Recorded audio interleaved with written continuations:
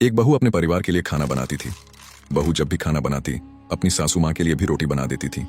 बूढ़ी अम्मा जब भी रोटी खाती तो प्रभु को याद करती और कहती, भगवान ऐसे ही हमें सुख चैन की रोटी देते रहना।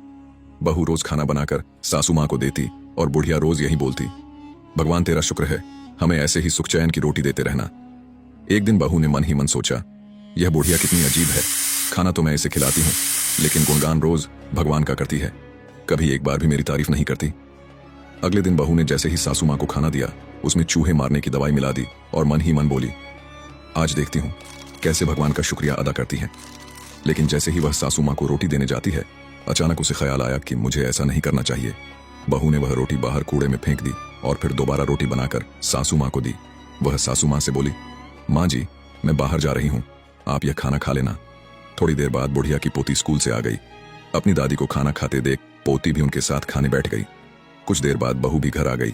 तभी बेटी अपनी माँ से बोली, माँ आज मुझे बहुत भूख लग रही थी तो मैंने दादी के साथ बैठकर खाना खा लिया। ये सुनकर बहू हैरान रह गई।